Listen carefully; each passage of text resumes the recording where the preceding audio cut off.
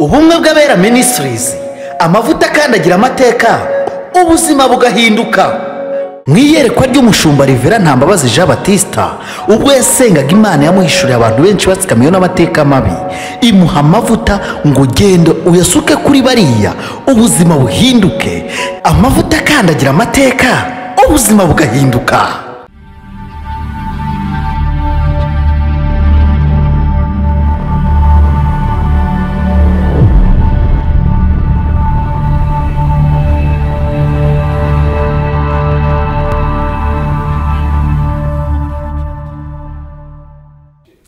Ndabakunda cyane kandi kino cyumweru iminsi 14 twavuganye yuko ari iminsi y'ubuhanuzi, 14 days of prophecy.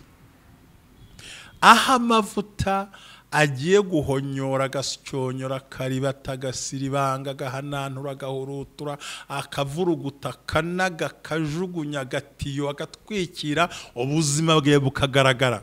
Aho turi kubaganiriza amagambo agaragara muri Ezekiyeli 3:6 na Ezekiyeli 3:7. Murongo wa 10 akavuga ngo nyuma y'ibyo nzabakura mu mva zanyu mbasubize mu gihugu cy'isezerano. Munsi w'ejo watambutse nababwiye ngo Imana ikuye urubyiruko mu mva. Nabonaga abana bavayo ari benshi cyane. Uyu munsi rero reka nkubwire ibindi nabonye bivayo, kandi datwese kugira neza cyane. Nkomeza kubasaba gukomeza mugakora comment, share and like.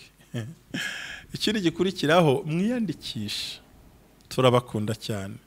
Burya iyo mukoze subscribe, usibye gutera inkunga ubumwe bw'abera Ministries cyangwa se kuntera inkunga, hari umugabo uteye inkunga utazabara kugushyigikira. Ni umugabo witwa Imana ishobora byose. Kuko ufashije Imana kuvuga ubutumwa, ufashije isi gukira. Kuko nuramuka ugahereza n'abandi, ntabwo uzikizanya wenyine. Kandi ubundi iyo ushaka kugira ngo umuntu atakwiba ashonje uramugaburira, agufasha kurinda ibyawe. Muhabwe umugisha n'Imana ishobora byose. Ndabakunda cyane. Mu mavuta akandagira amateka, ubuzima bugahinduka. Muri inshuti zakadasohoka, muri inshuti zikomeye. Imana ibaha umugisha mu izina rya Yesu. Uyu munsi wa none turakomeje kuri rya jambo rivuga ngo nzabakura mu mva zabo. Navuze ngo uyu munsi wa none, nane risoma no mu Gifaransa, ariko nifuje kurikomeza. Nuvuga ngo ni Ezekiyeli, ni chapitre 37 umurongo wa 12. Mu Cyongereza haravuga ngo therefore prophesy to them and say, this is what the sovereign Lord says, O my people, I will open your graves of exile and cause you to rise again. Then I will bring you back to the land of Israel. 13. When this happens, O my people, you will know that I am the Lord. 14. I will pour your spirit in you, and you will live again, and return home to your own land. Then you will know that I, the Lord, have spoken, and I have done what says the Lord has spoken to you. Hallelujah. Turi mu gihe cy'ubuhanuzi bukomeye bukubwira ko Imana ikuye mu mva. Aho nakubwiye ngo hari itandukaniro ry'igituro, hakaba n'itandukaniro ryo mu mva. Imva niyo batarashyinguramo, imva niyo bamaze gushyingura. Muraho. Ariko igituro naho barangije gushyingura kera, n'ibyatsi byameze, n'umusaraba wavuyeho, n'ibintu byarangiye. So muri buno buhanuzi bukomeye buravuze ngo Imana data wa twese ihoraho, Imana y'amahoro, Imana y'imbaraga, Imana y'igitangaza, Imana ikora imirimo, iravuze ngo ikuye mu mva abawe. nzabakura mu bituro byabo, bazava muri cimetière bari barashyinguwe mu buhungiro. Iyo usomye 3:6 habanza haravuga ngo abantu barabahemukiye, barabasuzuguye, ndetse ngo abanyamagambo barabavuga ngo babafasheho iki agatwe, baravuga ni we kiganiro, ni we jambo, ni we ntambwe, ni we nkuru, bagufasheho ijambo, ngo bari baragiye mu mva baratwikira. Oh my people, uribaza ngo bizabaho gute? Rero ku munsi w'ejo nababwiye ko Imana ikuye mu mva abana banyu bose, ndetse nawe muhungu igukuye mu mva, ikuye ubukwe bwawe mu mva, byose Imana irabihinduye. Rero uyu munsi wa none nagiye kubabwira ikindi nabonye muri iyo mva cyasohogamo muri ibyo bituro. Nagiye kubona mbona abagabo n'abagore basohotsemo, bambaye ibishwambagara, bambaye imyenda isa nabi, hari abasohotsemo bafunze amapingo, abandi bafunze ibirenge, abandi baziritse ibiziriko, abandi batabasha kuvuga. Mbona basohotse muri izo mva. Ijwi ry'Imana rirambwira ngo mva, genda uhanurire ubwoko bwanjye, genda ububwire ngo uko niko mbigenjeje. Wari ufite umugabo ariko adahari, wari ufite umugore adahari, ingo z'abantu benshi zari zizirikiye ikuzimu, zari zarashyinguwe, mubona abantu bagaragara aparama appearance, mukabona umuntu uramureba neza, ariko nta ngo zihari, nta mugabo uhari, nta mugore uhari, ahubwo mwibonera amashusho y'abantu bagenda ariko badafite urugo, rwarashyinguwe. Selema totefol gay, bivuze ngo muri ubu buhanuzi Imana ihagurukije ku bumwe bw'abera ministries 14 days of prophecy. Imana irimo iravuga ngo ntiwari ufite urugo, ariko urugo rwawe rurazutse kano kanya mu izina rya Yesu. Inyereka abagabo bari bazamutse baziritse amapingu, barara ukwabo n'abagore ukwabo. Inyereka abantu batakiri bashoboye, ariko bajya mu nda bigakunda, ariko bagera mu rugo ntibishoboke, urukundo rwarakonje, abagore barira, abagabo barira, hari ibyabuze mu rugo rwabo bidakunda, nta kuvugana, nta kuganira, bahishanye imitungo, bataganira. Satani yaramaze gushyingura, ingo zabo zararangiye, tubabona mu modoka bagenda, tubabona mu nzu bagenda, tubona babisize makeup bagenda, ariko kera bari baramaze gushyirwa mu mva. Ariko ubuhanuzi bukomeye buravuga ngo mbona abagabo bavayo.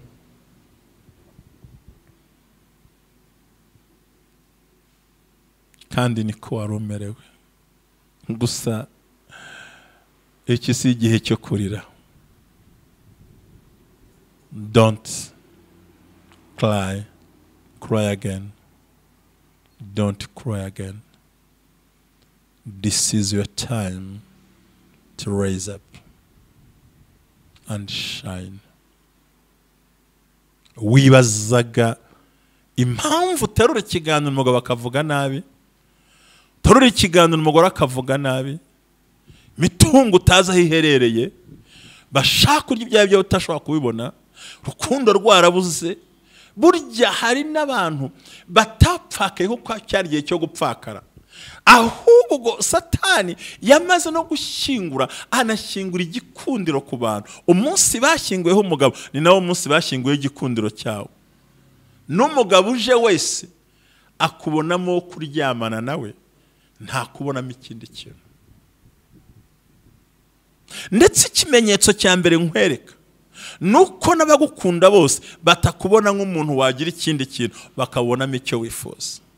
Muri buno buhanuzi naravuze ngo icyo gihe mu minsi izaza hanurira abantu, Imana ishobora byose, baturage banyu, ngiye gufungura imva zanyu, ngiye gufungura ibituro. N'ubuhanuzi bufunguye imva ingo zari zibitsemo. Kandi bimvuga ntabwo ndi kubwira abagabo n'abagore gusa, ndi kubwira ababyeyi bashyingiye abana babo, bagashyingira abahungu babo, bagashyingira abakobwa babo. Ariko umubyeyi uyu munsi akaba yicara akarizwa no kubura urugo rwe yatekerezaga yuko yakabonye abana bubatse neza. Dore divorce, dore agahinda, dore urupfu, dore kwicana, dore gusuzugura, nta bindi byabaye, nuko bari barashyinguwe mu mva. ariyo mpamvu no kuryamana kw'abashakanye kwari kwaravuyeho. Ibyo ababyeyi bacu batabayemo abana bari kwibamo, ariko muri aya mavuta akandagira amateka ubuzima bugahinduka. Mada, Imana izuye urugo rwawe, Imana igaruye umugabo wawe, ntabwo yari we. Ariya magambo mwumvana si we, ntazi ko anabivuga, nuko yarari mu gituro hasi aho ngaho. Uriya mujinya afite si we, buriya burakara afite si we, ntabwo hari ufite amakuru akwiriye. Bari baratabitswe mu mva hasi, ariko muri buno buhanuzi bukomeye Imana iravuze ngo iramugaruye. Tazofera brayi.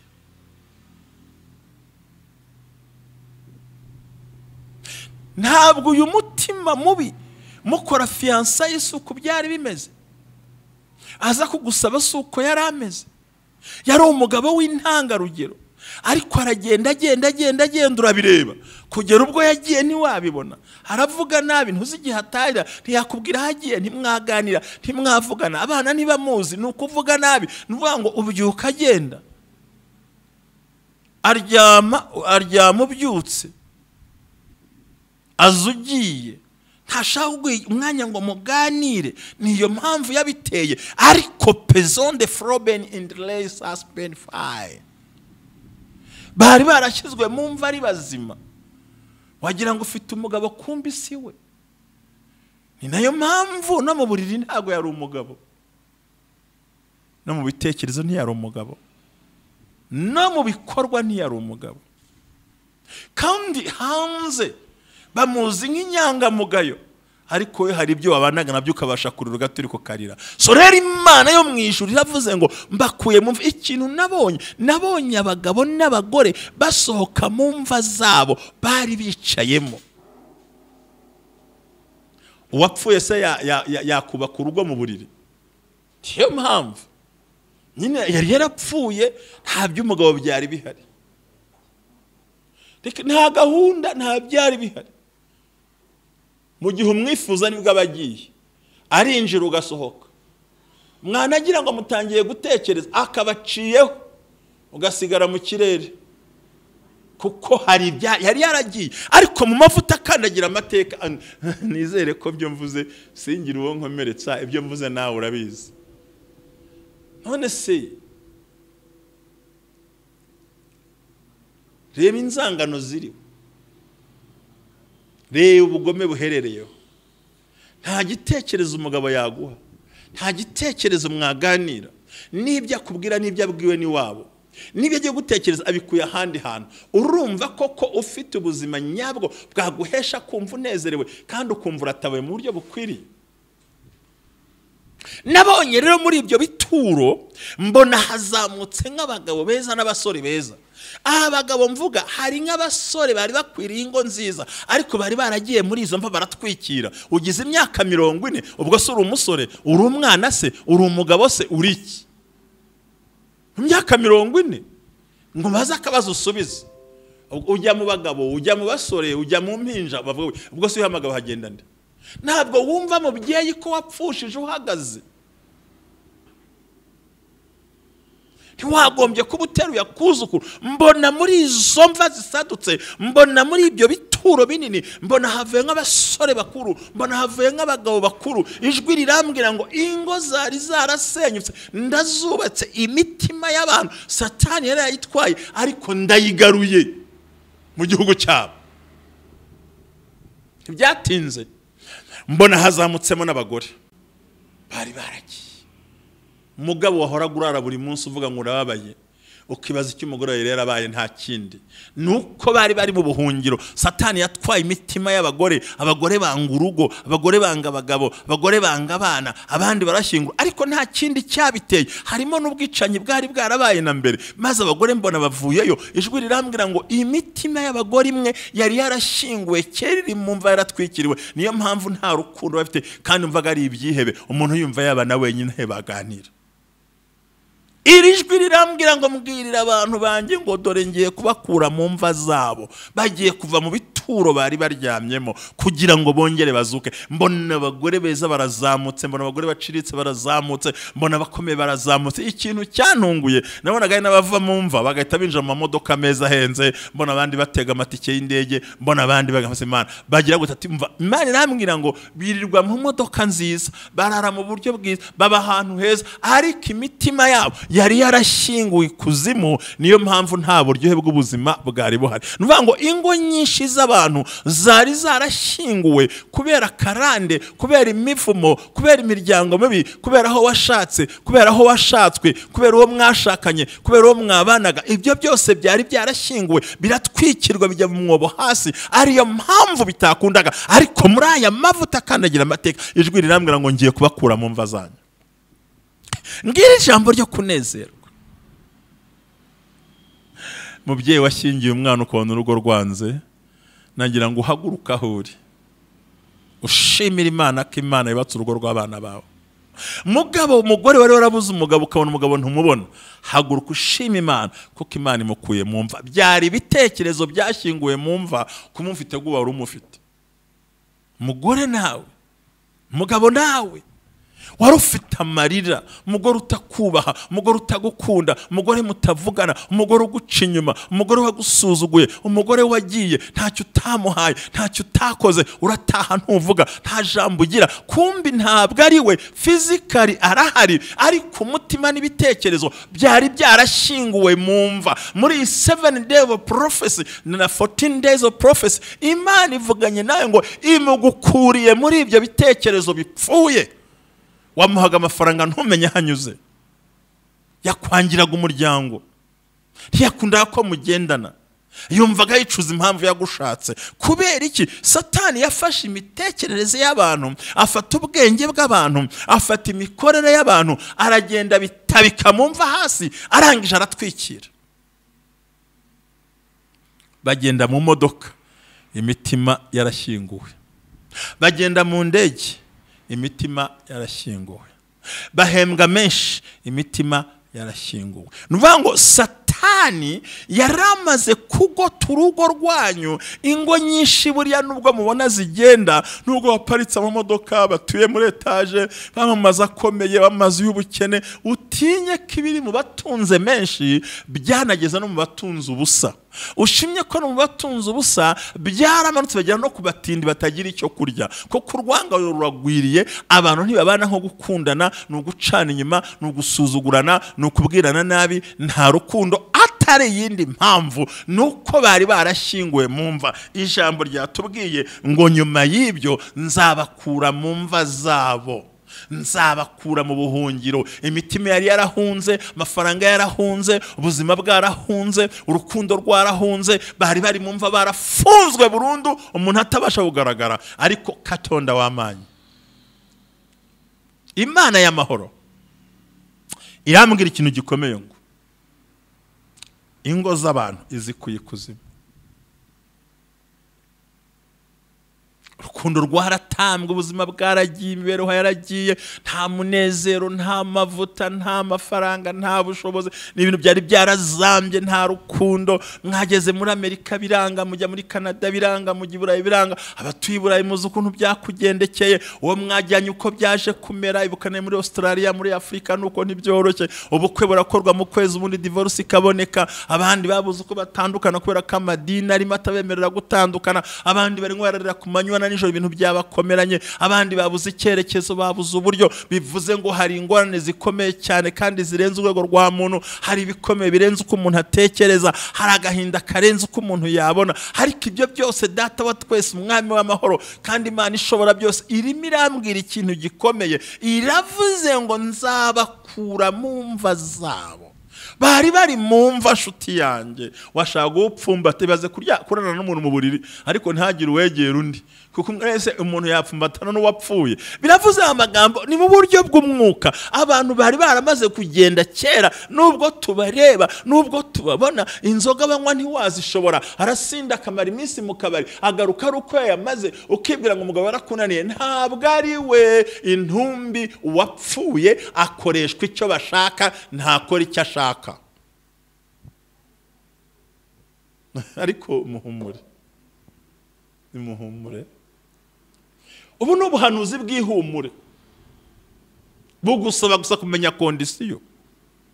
Iyi minsi ntigucike utagize ikintu ukora kuko agiye kuza, ariko nurangara azasubirayo. Umugore agiye kuza, nurangara azasubirayo. Erega bo mvuga ntabwo ari abagiye kera, habanje kugenda umutima. Satani ashingura umutima n'ibitekerezo, agusigira umuntu umwe uvuga nawe bukira bugacya. Abakurikiye Ubumwe bw'Abera Ministries, nongera gusaba ngo iyandikishe Nshuti, shyigikira Imana muri uyu murimo, shyigikira Ubumwe bw'Abera muri iyi mirimo. Komeza utabare kandi unaye witabara. Nuvuga ngo iri jambo twarizimya tubwira ngo bantu banje babwire ko nzabakura mu mva zabo. Babwire ko nzabakura mu mva zabo. Ku 3:6 haravuga ngo abantu urebye hejuru kuko abanze baravuze ngo aha ngo za nsengero zirihe, rwa rukundo rurihe, bwa birori birihe, iyo ugiye mu bukwe ugenda wenyine ntimwasohokana ntimwaganira. Nuvuga ngo Satani yari yarafashe imitekerereze y'abagabo, imitekerereze y'abagore, imitekerereze y'abazubaka urugo, imitekerereze y'abazabaho, aragenda ashingura mu mva, arenzaho ibyatsi. Abana bavukira muri ibyo bikomere, bakorera muri ibyo bikomere, bakurira muri ubwo buzima, barwarira muri icyo cyerekezo, baragenda baratebera, ubuzima buranga. Abele for the cries when for men I bivuze ngo mvuko ko data avuze kano kanya, aravuze ngo nzabakura mu mva zabo. Imana ikuye urugo rwawe. Aha nanze kuvuga ibintu byinshi. Ibuka amafaranga wa savings umugabo akayatwara. Ibuka ibintu waruhiye umugore akabihombya. Ibuka ukuntu umugore yagutenaje n'umuryango wawe. Ibuka ukuntu umugabo yanga ko umugore yanga ko usanga umuryango wawe uyu munsi wa none. Baza ukuntu umugabo yanga umuryango wawe ndetse nawe ubwawe arakwanga. Burya nta wagukunda ngo yanga aho ukomoka. Ugukunda gukundana n'ibyawe. Urukundo rwari rwarashyinguwe, abantu barashyinguwe, abantu bararangiye, ubuzima bwarahagaze, imikorere yaravuyeho, nta cyerekezo ufite, ntako wabigenza, cyo ushaka kitemera, icyo ukora kidakunda, umwanzi yaguhagurukiye, abadayimoni basaranye, urugo rufite agahinda, amarira arahari, divorce simwe, byose birahindukira. Nukurambagije ntumwemera, nukubwiyumva biguteye ubwoba. Kubera iki? Bashyinguye urukundo rw'abantu. Ariko amagambo dusomye aravuze ngo nzabakura mu mva zabo. Pour out in your graves. Pour out. Fanamo ibitekerezo by'abantu. Imana ishimwe cyane. Ngo baravuze ngo ibyo twifuzaga twabibonye, abandi ngo za nsengero zirihe, wa munezero urihe, ya gahunda irihe, ese umugabo abahehe, umugore abahehe, ese mutuye hehe, mwari mwazamutse. Umunsi w'ejo nibwo nzababwira ikintu gikomeye cyane cyo kuvuga ukuntu Imana data wa twese hari ibyigiye guhishura. Muri byo nabonye iva muri izo mva, icya gatatu gisigaye nzakibabwira umunsi w'ejo. Aho yamonye gusa icyambere uyu munsi wa none n'abagabo bavuyeyo n'abagore bavuyeyo. Telesandomene meza uyandikisha, ukore subscribe, ugere hakurya ukore kunzogera. Nurangiza ujye unatwandikira, utubwire ngo ibikorwa dukora Imana irimo irakora ibitangaza. Ndabashimira mwe mwese mu izina rya Yesu. Rero imvugo z'abantu zari zarashyinguwe, ni mwihangane mvuga ikintu Imana ikoze.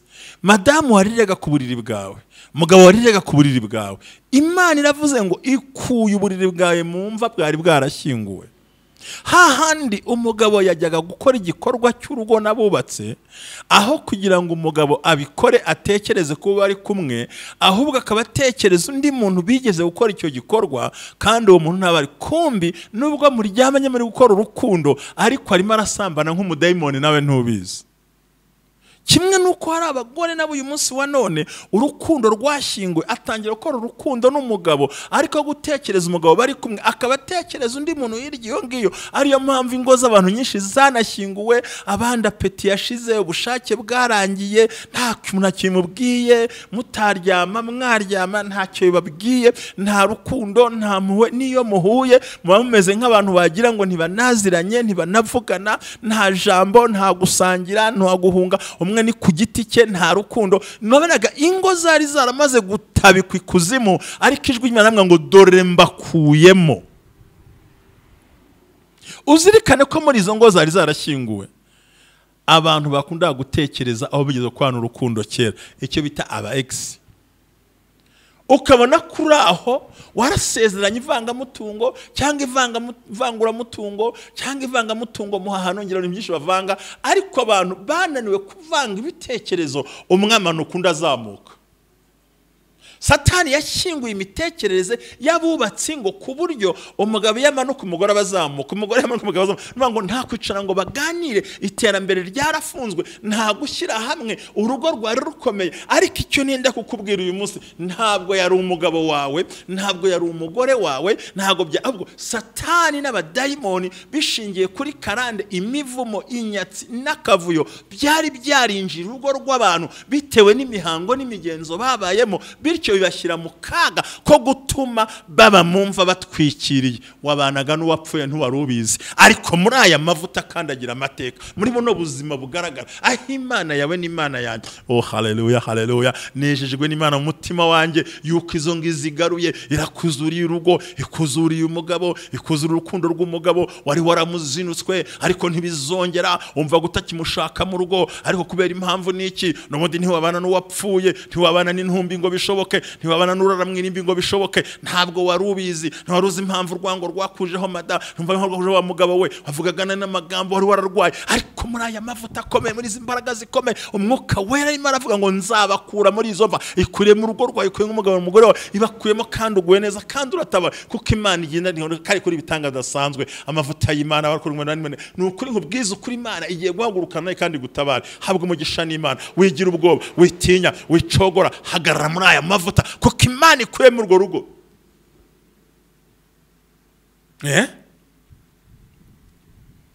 Ikimenyimenyi cyerekana ko urugo rwari rwarashyinguwe, ni abagabo bake bazi password z'amatelefone y'abagore babo, ni abagore hafi ya ntabo bazi password z'amatelefone y'abagabo babo. Ujye umenya ko kuri WhatsApp habaho code, amafoto hakabaho code. Hari ukuntu bagiye bashyiraho ibikode, kandi mwajya mu buriri mukaryama gutyo, kandi imitima yanyu mwashyizeho code. Iyo umuntu akora ibintu, hari n'abandi bantu bafite indwara ngiye kubabwira, amara kwandika message agahita asiba. Niyo yakiriye agahita asiba, akaba nta kintu agira muri code. Mbaha amakuru se, hari n'abagafite simukadi ziriho amafaranga bataye mu bitabo. Wowe ukajya kuri telefone ngo arimo kumva ari kuri simukadi iri aho mu rugo, utanazi n'ikikora. Ni amayeri n'ububandi n'ubwesikoro, kuko ingo zari zarashyinguwe. Ariko Imana data wa twese, Imana y'amahoro, Imana y'imbaraga, iravuze ngo izo ngo izikuye muri uwo mwobo. Imana ishimwe cyane. Izo ngo Imana izikuye muri uwo mwobo. Imana yo mu ijuru, Imana y'amahoro, Imana ikomeye, Imana y'imbaraga, irantumye ngo mvuge ngo muri buno buhanuzi bw'iminsi 14 nakubwiye ngo ni 14 days of prophecy. Ndakubwira ngo data wa twese, ingo zari zisenyutse n'ubuhanuzi bumbwira ngo irazubatse, ariko ni kondisiyo. Warushenye afite icyo yagendeyeho. Ntukabure guhagarara uti mwami, iri ni ituro, iki ni igitambo cyo kugarura urugo rwanjye, ngaruye urukundo rwanjye, ngaruye amahoro yanjye, ngaruye ubuzima bwanjye, ngaruye fiançaye yanjye, ngaruye amasezerano. Yarakurambagije ntiyagarutse, yarakubwiye ntiyahindukiye. Haguruka wumve wemye, ugira ikintu ubwira Imana kugira ngo Imana ibikore neza cyane.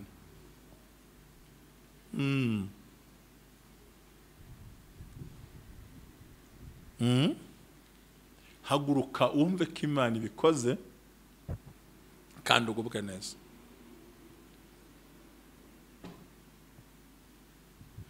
Bikore.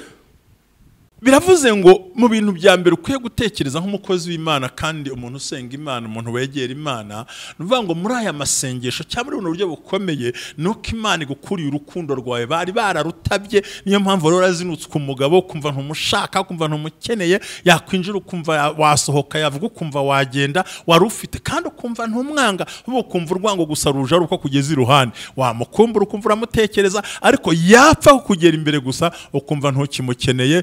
n'umugabo nuha kumva ntakigukeneye, ugasanga mu rugo abantu barashyinguwe, urukundo rwarashyinguwe, ibintu byarashyinguwe, ubuzima bwaranze. Ariko data wa twese uhoraho yatubwiye ijambo rikomeye muri Ezekiyeli 3:7 ngo baturage banjye mumenye neza, mu minsi izaza bakura mu mva zanyu, mu bituro byanyu, open the graves. Imana izakuvanamo ifunguye iyo mva y'agahinda wari warayizingiwemo, wumvaga wihebye, urugo rwari wakurutuye no kuruvamo, wumvaga wabuze icyerekezo, wumvaga habuze ahantu wajya, ndetse wumvaga n'amagambo akubwira aho nyine ukorera, ukumva agahinda karakwishe. Ariko data wa twese Imana ihoraho intumye mu gihe nk'iki ngiki, muri aya masengesho, muri ubuhanuzi bw'iminsi 14 bukomeye buzasozwa n'amasengesho y'iminsi 7 yo gusohoka mu mva, yo gusohorwa mu mva, yo gukura abawe mu mva, yo gukura ibyawe mu mva, yo gukura diplome mu mva. Icyo gihe tugiye kuzasenga Imana, kandi Imana muri iyi minsi ndagira ngo ubyizere ubihagararemo, yuko Imana idakeneye ko bongera gusuzugura, kandi kuzanye ukoze isoni umuryango wawe. Ni amavuta ari mu ruhande rwawe, ni amavuta y'ibyishimo, ni amavuta y'amahoro, ni amavuta yo gutabarwa, ni amavuta yo kurengerwa. Imana irakoranye nawe, Imana iragendana nawe, Imana iravugana nawe, Imana iri mu ruhande rwawe, Imana irakorana nawe, Imana irimo irakurengera, Imana irimo iragushaka. Humura ntuzatogora sopinde fora grame tandore bonify. Nuvuga ngo ukuwe mumva, utunzi byose byari byaragiye, urukundo ntarwo. Ndakubwiye ngo ntuzongera kurira mu buriri bwawe. Imana iguhaye ibyishimo, Imana ikuguruye amahoro, Imana iguhuje n'uwawe, Imana iguhuje n'umugabo wawe, iguhuje n'umugore wawe. Umugabo yarahari kure, nawe wari uri kure, nta mahuriro, hariho itandukaniro, hari ibyango byari byarabuze, Imana irabizanye. Ni igihe cyo guhuzwa n'uwawe. Satani yarashyinguye imiryango y'abantu, yari yashyinguye ingo z'abantu, ararangiza arenzaho ibyatsi, ingo ziribagirana. Twabonaga abantu bagenda ariko badahari, ariko muri aya mavuta umva ko Uwiteka avuganye nanjye. Ngiye kubona mbona abagabo beza barahagurutse,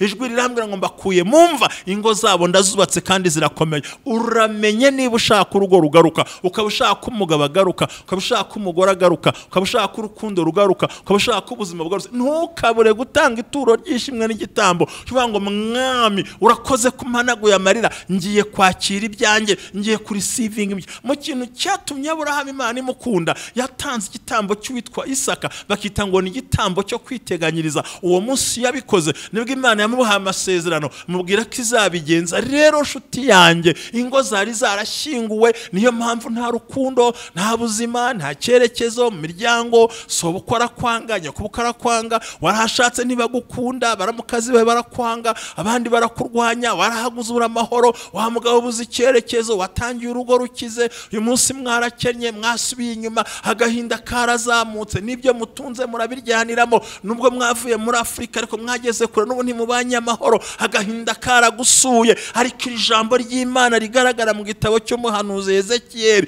riravuga ngo nzabakura mu mva zanyu babashyizemo, nzakura ingo mu mva, urugo rwari mu mva, agahinda kari mu mva, agahinda kari karatwikiriye, mwararyamye, mwarasinziriye, nta buzima, nta cyerekezo, nta mahirwe, n'ibyo ufite ntubasha kubirya, firigo uruzuye, ariko akanwa karya ntigakunda, baragutambye. Ariko domando reclame severe pa in the way. Imana yavuze ngo ukuye muri izo mva bari baragushyizemo, Imana igukuye muri ako gahinda, muri ayo marira. Uyu munsi haguruka, raise and shine, hobele sandore ya mone for the cry. Byahereye kubana mbona abagabo barazamutse bavuye mu mva, kandi cyansetsaga banazamuka. Na mbere yo bavaga mu kazi, abagabo ngo batahaga mu irimbi, n'abagore bagataha bagaparika imodoka n'amazu meza, ukabona basohotsemo.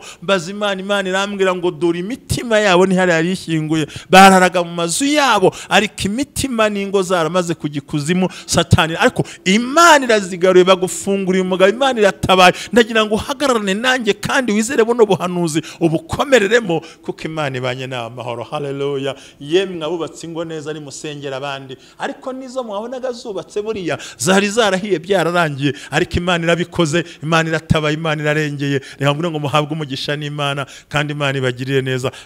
Raise and shine. Ni amagambo twasomye meza, aravuga ngo all my people, nzabakura mu mva zabo. Buri muntu wese yari afite igituro cyiwe, urukundo rwari rwarashyinguwe, ubuzima bwarashyinguwe, nta jambo ryiza uheruka iryo muri fiançaye, ubundi no kugushihura, no kutakuvugisha, telefone yarabimaze, umwe ari kuri WhatsApp, nta jambo ry'ukuri, ntashaka ko munazana muri Afrika, arashaka ko mukora ingendo zinyuranye, ngo nzajya uno mwaka, ngo nawe ujye yundi, ntashaka ko mutemberana, ntashaka ko muvugana, ntashaka ko mukorera hamwe. Ese ubundi bitwaye iki? Ubundi mwagumye hamwe, nta gusohokana, nta rukundo ruhari, nta buzima buhari. Niyo mpamvu byari byarakomeye, ariko ijambo rinzanye ntirabwo rikubwira ko bizagumaho, ahubwo uvuyeyo none ahangaha mu izina rya Yesu. Urugo rwa mwene wanyu wajya gurira Imana rukuyeyo, kuko Imana inyeretse urwari ruzima, ariko murumuna wawe ndetse na mukuru we n'abandi muvukana bari bafite ingo zamaze gutaha mu kuzimu, ariko data zikuyeyo. Haleluya! Ni igihe cyo kwishima. Shima Imana ibikoze muri aya mavuta, muri izi mbaraga. Ukomeze uhamagare kumwe gabera ministries gusengere ibyo tutavugira tugura mwihariko, ariko Imana irabikoze. Mbona ingo zongeye gusubirana, mbona ibyishimo birazamutse, mbona mu muryango abana na muryango baranezerewe. Imana igaruye urukundo rwari rwarabuze mu muryango, urw'abana n'abagabo n'abagore. Imana izanye ubwo buryo kandi itanze n'icyerekezo kizima,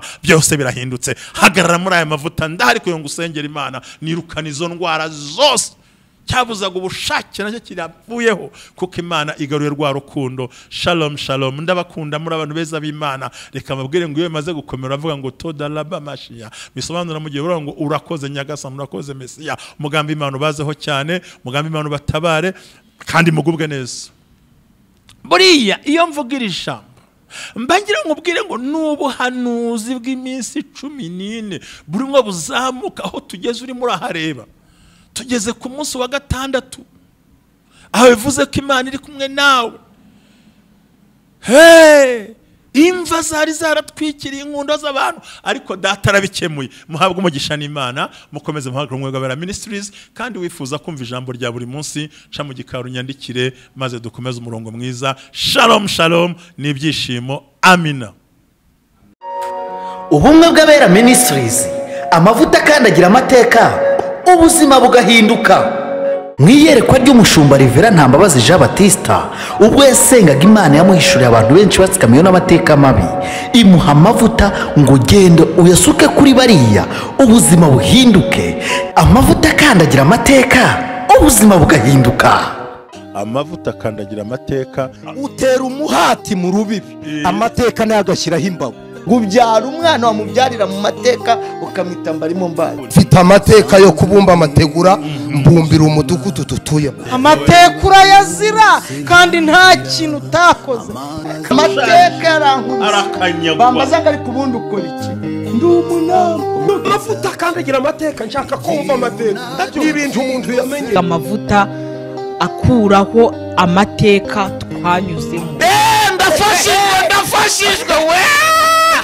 Amavuta akandagira amateka.